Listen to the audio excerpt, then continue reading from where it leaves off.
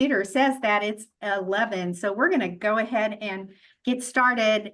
If you have not signed in yet, make sure you sign in with your name and your library so that you get credit for attending today. Oh, yeah. My goal is that this meeting is going to be a little bit shorter than the last two, but you know, I think it will be what it is, and we'll just jump in and get going on it. So, the first thing on, oh, I guess I could share this here if I. Yep. She's on it right there. She said. Excuse me, my nose, I've just got allergies so badly.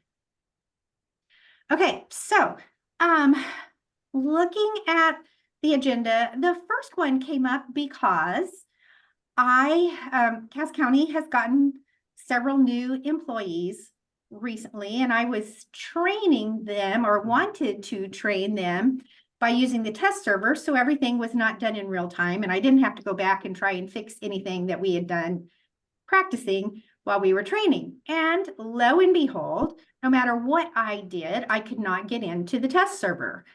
So after a call to Equinox to find out what was going on, I thought, well, maybe they're creating a new test server. You know, they do take a snapshot periodically. I thought, well, maybe that was what was going on. Come to find out, you have to renew your test server accounts too. I mean, logic would have told me that if I had thought about it too much, but it did not occur to me. So this is a reminder that if you use the test server for training or for whatever purpose you might use it for, you need to go in there and check those staff accounts and renew them just like you would your regular account. And so learn from my mistakes, do it the easy way instead of like what I did. Yeah, Rhonda, you're not the only one. Our cataloger was trying to do the to update her cataloging training and needed to use the test server for that, and she couldn't get in. And I kept trying to figure out what is going on. And you know, her account on the regular server was up to date. So I was That's like, well, that's fine. not a problem. But yeah, so I had to go in and update that. And as soon as we did all that, that was fine. So I did it for several years, so we don't have to worry about it for a while. Yes. Yes. Rhonda, I have a note on this. I just talked to Jennifer Weston, and how it usually is when, right, so the test server only updates once a year, right?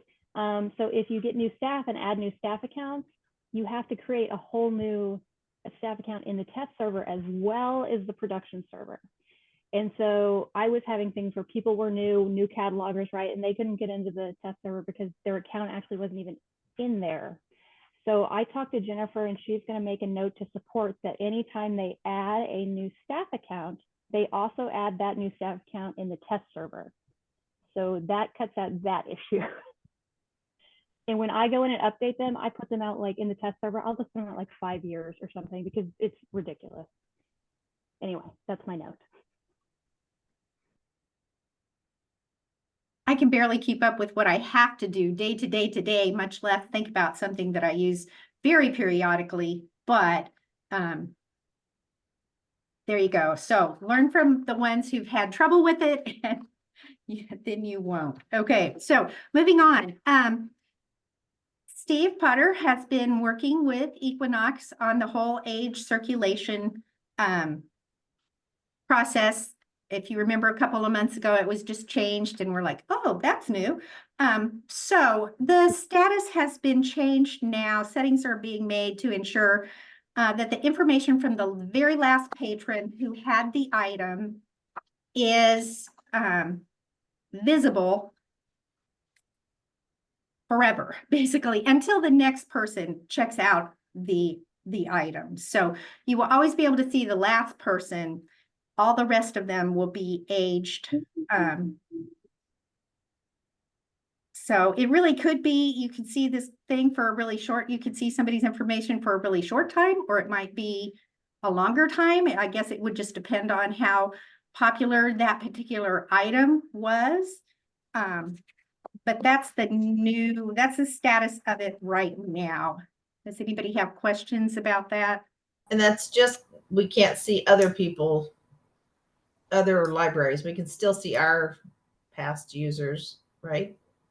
You Or could, everybody? you could see, until it's checked out again, you could see anybody's that very Well, last, the very last one, anybody's, but Yes. beyond that, nobody's, not even your own. no. Is there a time frame, like a matter of months from the last, beyond like the last patron that they have it set? I thought there was kind of a time. Originally, there was like a 30-day time even for the most recent patron, but then that would have disappeared. And so now it's set to where that last patron stays on until a new patron would a different patron would check out that material.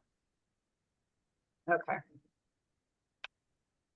And I'm like 90% sure that it's already been done and set that way. I know they were in the process, Galen, Steve was working with Galen to get that set. And I think it has been done. But there's that 10 little percent there that they're in the process. Okay, Yeah, other questions? I may not be here tomorrow. Okay, moving on. Wyatt, Kimberly. Message B Wyatt had a is, St. Louis appointment. And okay, someone is not muted. I was Let's go ahead. gonna- I don't know who. All right, message B. So I was on a Zoom this morning with Steve. He has also been working on the back end to get it all set up between Equinox and Unique to get all the backside stuff set up. The target date now for implementation on these text messages is the last quarter. So Steve said if it worked, if everything went perfectly, it would be the end of October. But he was very confident that it would be in place before the end of the year. So just kind of wanted to let you know where we are in that process. There's a few more hoops that need to be jumped through. But I think even from the Zoom that I was on this morning already, we kind of have a plan for working through those. So hopefully sooner rather than later, we will be able to move to that message B. So questions on that? Okay. I have a quick yeah, question, Rhonda. This is regarding texts that are Messages. going out to patrons, like reminder that your materials are due. Correct. A It would new be like, a new platform. yes, it would be like, you send out, maybe your things are overdue a week. Maybe you send out a notice. You send out a notice when it goes to lost. You send out a notice if you do, it'd be like auto renewal. Those kinds of things that the system just does based on whatever parameters you have set up. Okay. Thank you. Mhm. Is there anything on our end that needs to be done? I don't believe so. I think all of it has to be done kind of administratively. I'm not sure of all the steps, but I'm sure if Steve Potter comes up with something that we need to do, we'll find out about it with plenty of time to get it done before we.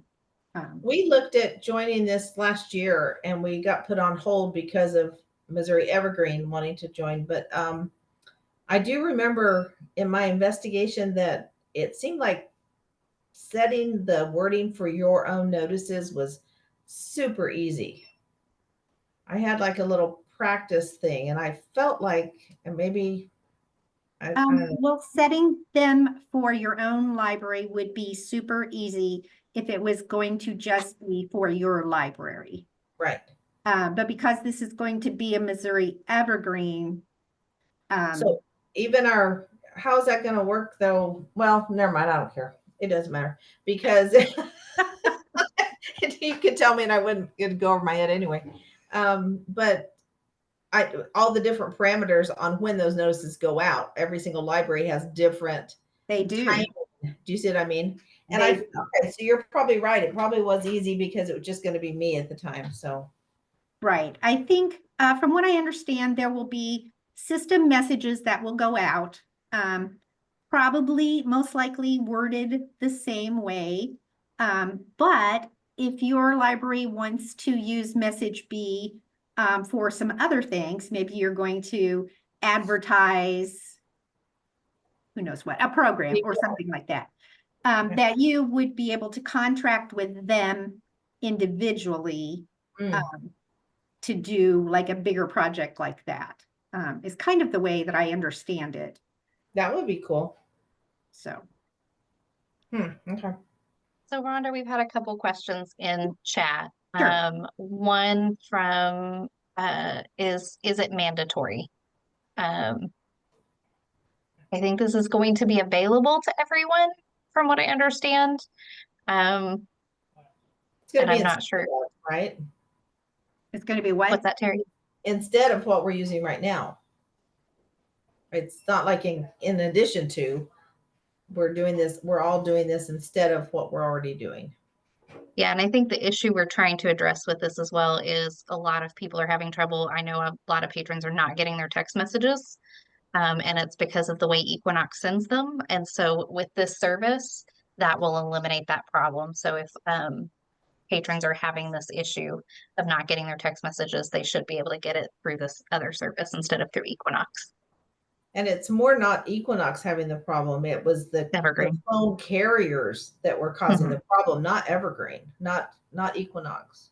Yeah, it's just how they process it. So, so as far as mandatory, I don't know if there's a way to opt out. We can ask. Yeah, I never think thought the about bigger- asking that. I think the bigger question is, why would you want to opt out?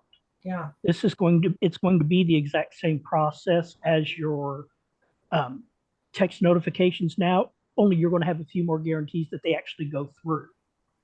So I'm curious of why anybody would want to opt out. And I don't think we have to even provide the name of the carrier anymore. Right. And that's it is the carriers that are the problem, not Equinox or Evergreen. So why would you opt out? I wonder. I'd like to know why they wouldn't want. Well, maybe it's more a case of, I want to know, as opposed to. Sure. No, I get it. Yeah. Or not. Yeah, and the other one that Stacy asked was, will the messages be the same for each library?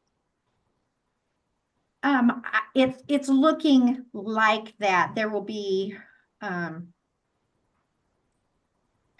know, there'll be several of us working on it. It won't just be one person trying to figure out what it's going to be. But I do believe the messages will be the same for everybody, unless, like I said before, you choose to contract something in addition to what Missouri Evergreen is going to provide. Do we know if this is going to affect our annual pricing with Evergreen? Like, will it cost more? I understand what you're asking. I don't know the answer to that. I do. Basically, the cost of it was going to be so cost effective, and we were money ahead, that the executive board, I believe, just decided that this was just going to be a perk of membership, that there's not going to be an extra charge split out like with Syndetics or Marchive.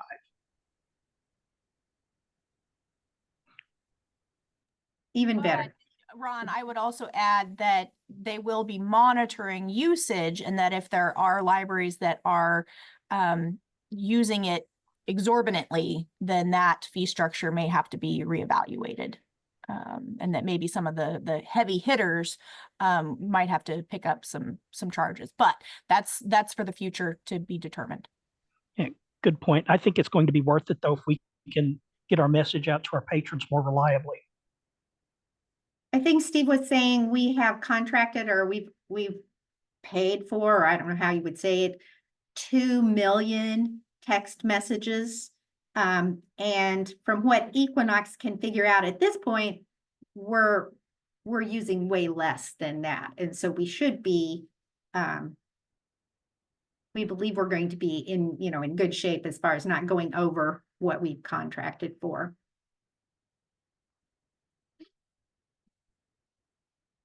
All right, moving on. A little while ago, Heather, you're on this call. You sent out an email talking about the short codes. Would you like to kind of address that? Sure. I know that there are many library systems that have a short code like I'm just going to use JCL and then a dash and then another 2-letter code to indicate their different branches. The MLC is using a shared short code of MLC, but our 9 libraries have individual holds addresses. So I just wanted to preempt what I think could happen, which is that a library is sending all the items with code MLC to a single address when we do have 9 different addresses. So I was just trying to forewarn people. And it's because I received a couple of emails from folks asking about making space on their transit shelves. And so I wanted to make sure people had the information right off the bat. But the MLC libraries, even though we share a short code, we do not share an address. So items going to MLC BR are going to a different physical address than MLC KI and so on. We got our 9 new slots for MLC set up yesterday. Woohoo! Yay! I have a quick question. Will those labels reflect that when we print those labels off the new version? They will. They will have the correct addresses for each individual library. Thank you.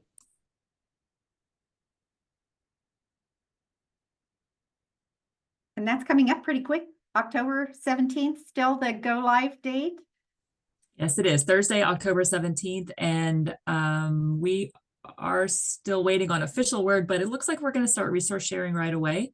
So we may not even see a delay in resource sharing. We might just take the whole plunge all at once. Okay, so we might start seeing those transit slips going back and forth sooner rather than later then. That's exciting. I'm excited for this. Wow. That opens up such a, I can't wait to see what it looks like. Yeah. We are also excited. Yes, it is coming. Hey, Rhonda, this is Louise in Texas County. I'm Hi. sorry I'm a little behind. Can you give me the short version of what the MLC is? Well, Heather, go ahead. You just The MLC is a group of 9 independent municipal libraries in St. Louis County. So the municipalities that did not join with the city or county, but have retained their own identities, have their own libraries, and they work together in a group. So Brentwood, Ferguson, Kirkwood, Maplewood, Richmond Heights, Rock Hill, University City, Valley Park, and Webster Groves libraries all work together, and we are all in St. Louis County. We issue cards for one another's libraries, and we have shared resources since at least the 70s, and we've had a shared ILS since the 90s. Well, congratulations and thank you. We'll look forward to helping you guys. Thank you. I know it's like the 7 dwarfs, but it's the 9 libraries. If I don't go in order, I might not get it all right. There's 7 or 9?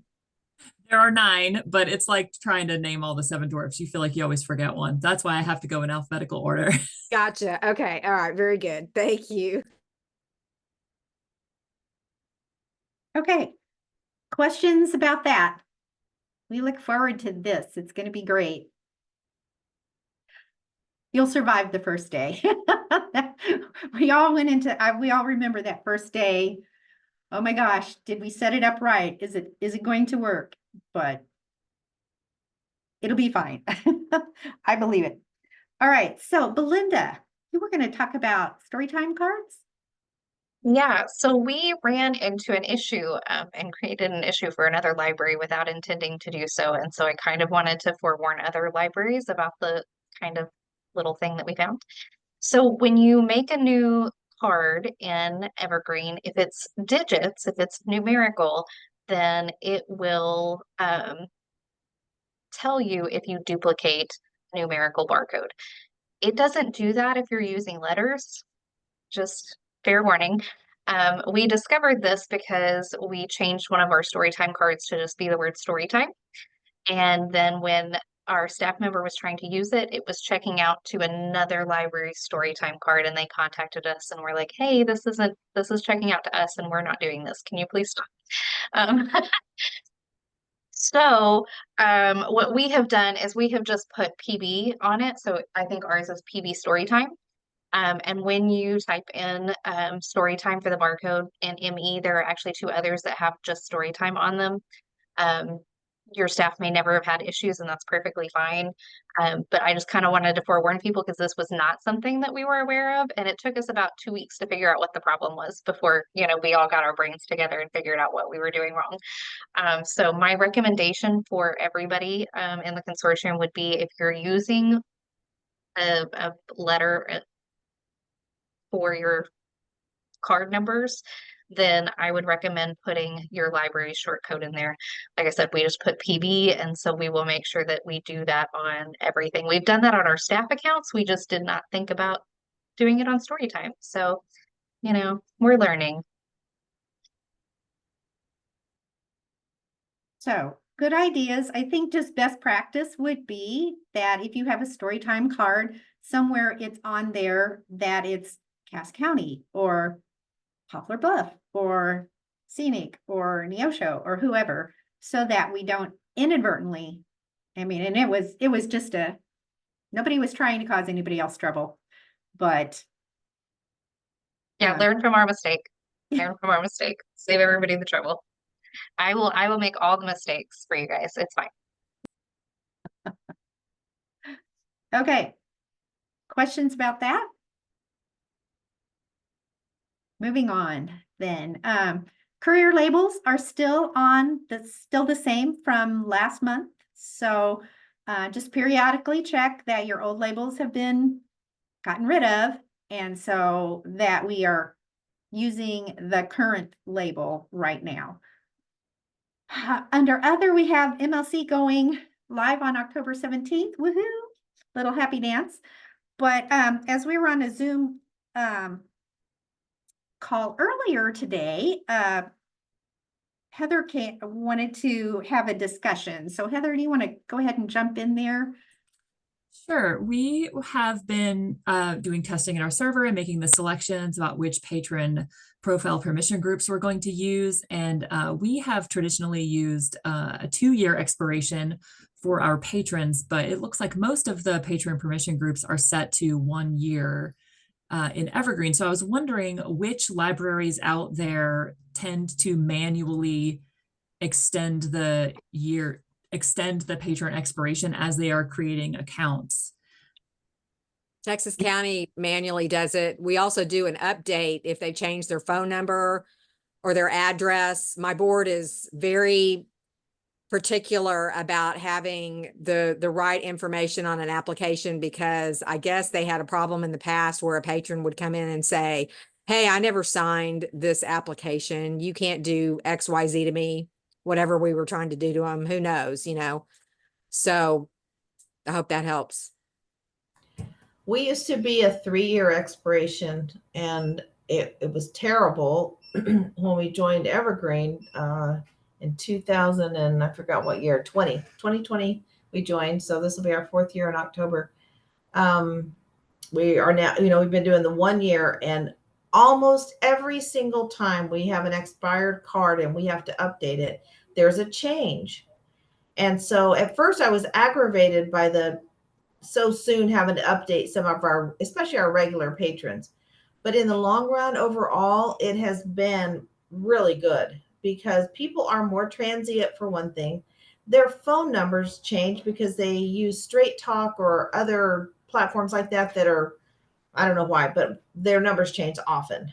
And so we have really saved our own bacon many times when we've been able to catch issues with people using each other's cards and a whole lot of other things. And I am a big advocate for the 1 year, where I wasn't in the beginning.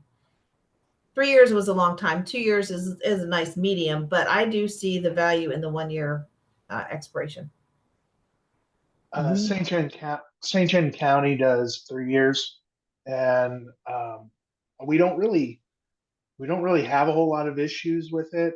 That's actually one thing that sets us apart from our out of county cards. So an in county resident, it's 3 years expiration. Out of county resident, it's $10, and it's only for 1 year. So we go in, we have to, we constantly have to remind the staff, hey, make sure you change it to 3 years. What we tend to do is whenever, like, if somebody just came and it's been a while since they've used the card, we'll always kind of, nonchalantly ask them, okay, are you still at this address? Is your phone number still this? When people come in asking to, we try and ask them to make sure to bring their cards, but when they don't, we're always asking them, hey, are you at this, is this you? You're at this the last four of your address. This is your last four of your phone. And that's how we tend to catch the people who haven't updated in a while, or it was 2 years ago since they fill out their application and they've moved. So that's really kind of how we catch it. And I've never really had staff complain, and I've never had anyone suggest that we drop down to just 1 year. We do 1 year, but the thing that we have issue with is when we start patrons out, we put them as probationary for 30 days to check out 2 at a time. And the probationary patron type has a 3-month expiration. So if you change it to the probationary type after you have set the 1-year expiration, it will reset the expiration to 3 months. And so we have to make sure staff goes in and puts the correct expiration. Also related to the comment about being transient and whatnot, the number of times I've said, is everything the same? And they're like, oh yeah, everything's the same. And I say, okay, so your phone number is, and they're like, oh no, that's not it. So I got in the habit of saying, what is your phone number and what is your address? One, because then it keeps me from saying it out loud as sort of a privacy thing, but 2, then they tell me. And because I could count, I don't know how many times I've said, is everything the same? And they're like, oh yeah. And then they tell me something completely different.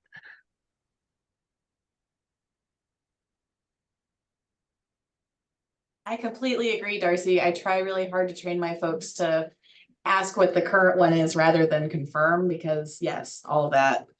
We do 3-year for residents, and we also have a similar issue with our non-residents have the option to do 3-month increments. So one of the most common mistakes that we have at the front desk is not getting that whichever increment it needs, because it doesn't automatically set that. So we have to manually set it.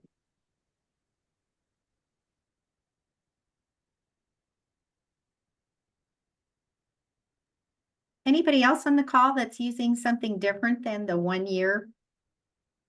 Copper Bluff is doing 2 years. I guess we're the funky little outlier because I'm hearing a lot of 3 and 1 years. And as far as updating, honestly, we catch a lot of ours when they say my hold notifications aren't coming through. That's usually when I'm like, okay, let's check your account and see what you've got set up. Oh, nope, that's not the right number. That's not the right email.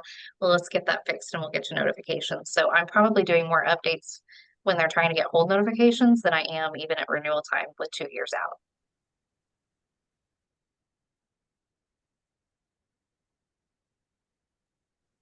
Also related, I just wanted to chime in and say that the purpose for our 1 year is the same as, gosh, I forgot who said it, Sean, I think. If they live outside of the city limits and don't pay city taxes, they pay a fee.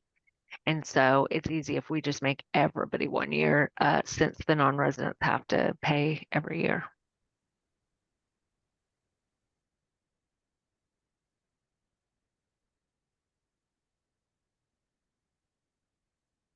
Anybody else? So we had lots of people chiming in. I don't know if you're able to look at chat while Well, you're managing things. And a yeah. lot of them are saying 1 year. Okay. I think So we've got a couple more 3 years. Yeah. so. I think what I'm hearing is everybody is at least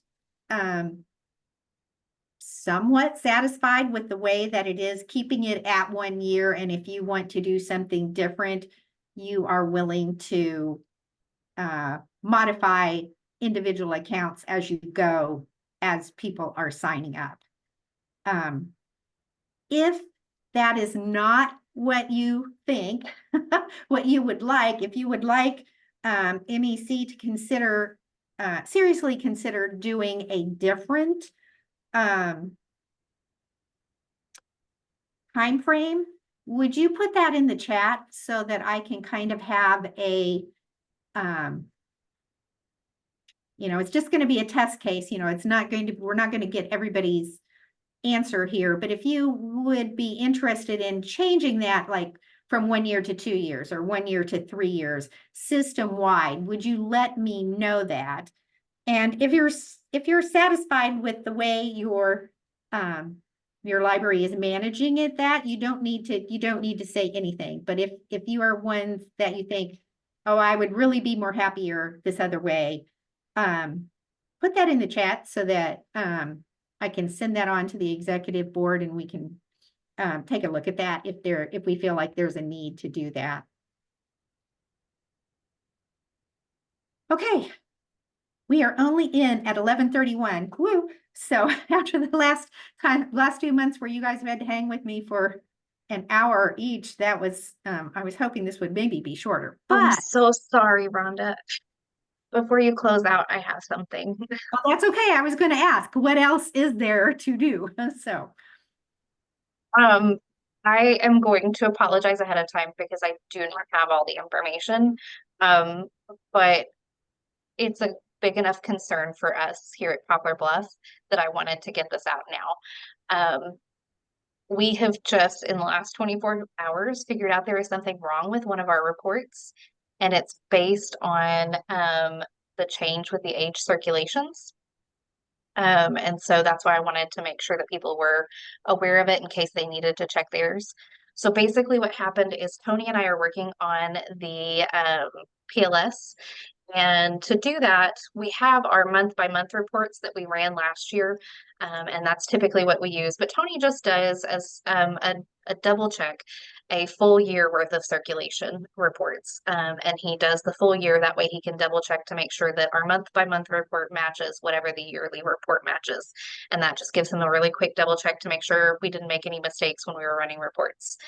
What he discovered when he did that is that our January to December, because that's when we run our fiscal year, report was way different than what we reported by our month by month.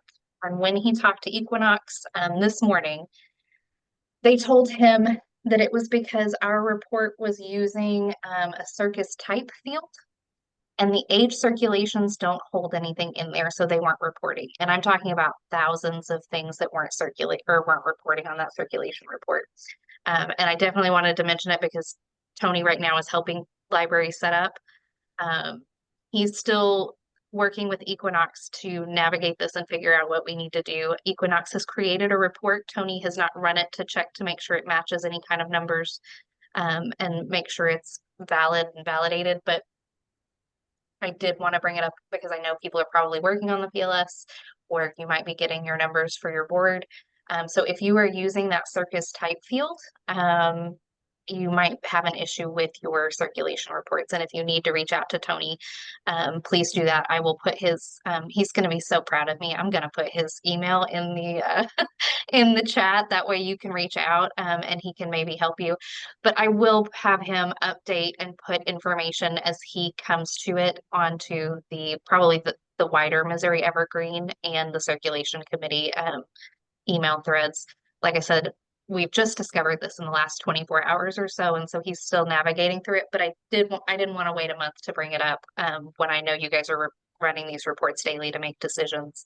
And from what we can tell, and from what Equinox is telling us, it's coming from that change in age circulations. Thank you, Belinda, because I was working on my statistics this morning. and I usually run a double check as well because I do our monthly board statistics. But do you know, I guess I'm unfamiliar with that field, and of course I want to go in there and tinker around and see if I can find a field that would work, just because I like to tinker.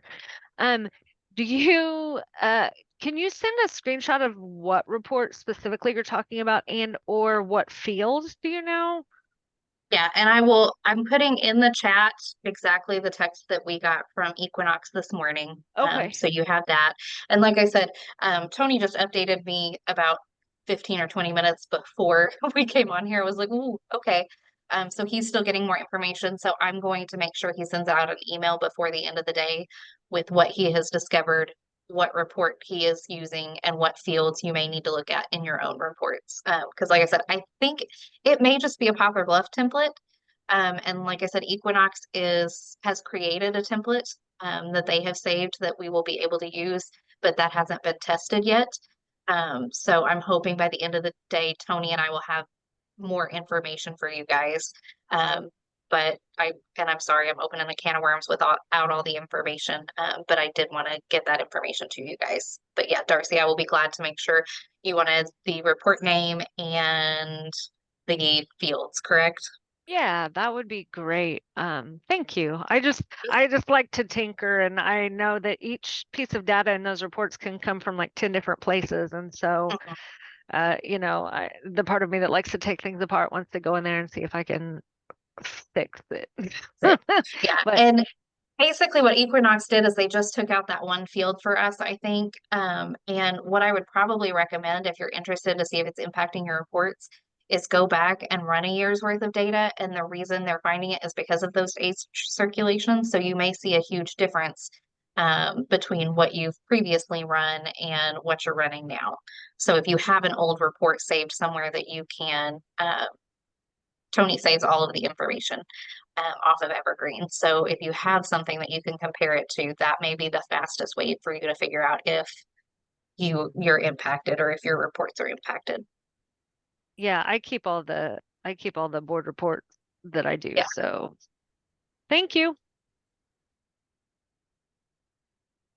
So Belinda, when you send that out, would you put, if it is not just a Poplar Bluff thing, if it's more of a MEC thing, can you put on there like in big letters or all caps, something like action needed or action item or something like that to where, I don't know about the rest of you, but the volume of emails that I get every day, I need something that is going to make my eye go, okay, this one I need to pay attention to. Yes, absolutely. And like I said, I think my biggest concern is that Tony being part of the reports committee right now is helping a lot of people set up reports and create new reports. So I'm worried that they may be using our template. He may have copied it and used our template. And so that's why I wanted to make sure I was telling the whole group.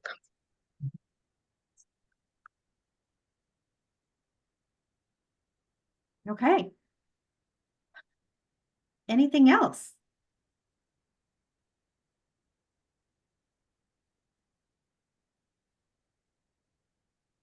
Right, I don't hear anything. We will look for information coming from Belinda as soon as that is possible. And other than that, I think we're good for this meeting. So thank you for coming. Make sure you are signed into chat. If you haven't, quick do it so that you get credit. And we'll see you next month.